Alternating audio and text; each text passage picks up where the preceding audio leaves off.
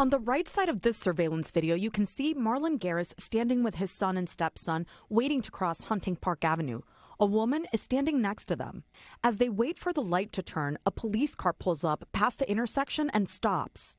Another car comes into frame and T-bones the police car. This surveillance video stops before the two cars hit the pedestrians. Somebody crashed into him, hit me, my son, and I flew into my stepson. The woman standing with Garris had her leg severed. The lady's leg off, like it was just bad. He says he and his sons were injured, but not as bad. Back and neck injuries, pretty much. Garris, the woman, and the two men who were in the car that crashed into the officer all sued the city. The city settled with the woman whose leg was amputated and paid her $500,000, the most allowed under a 1978 state cap for municipal liability payouts. I understand why they had to pay her that money, but there were other people hurt in this situation too. It changed our lives as well.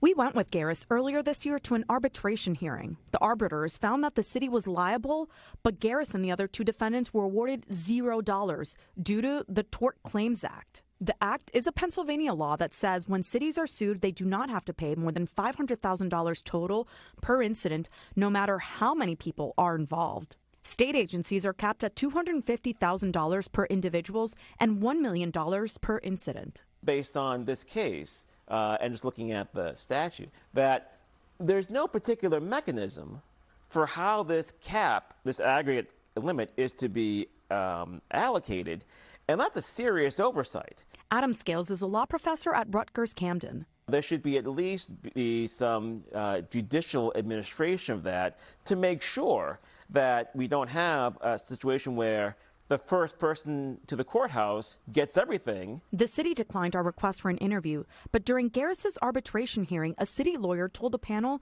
that there was a lack of communication between risk management and the law department about the various claims, and so the city negotiated only with the woman who lost her leg. An issue that probably has not had as much as attention as it merits.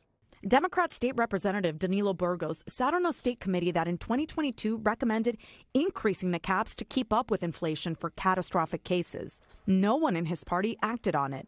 But Republican State Senator Wayne Langerholk introduced a bill last year that would increase the cap to $1 million per incident for city damages. It would raise the cap in claims only for permanent dismemberment or death.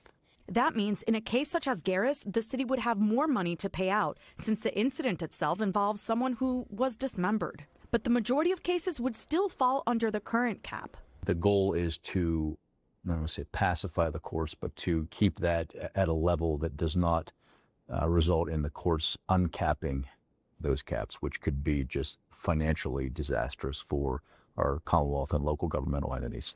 Democrats in the Senate voted against the bill. Dems in the House wouldn't bring it up for a vote. Garris says the current law allows the city to go about its business unchecked.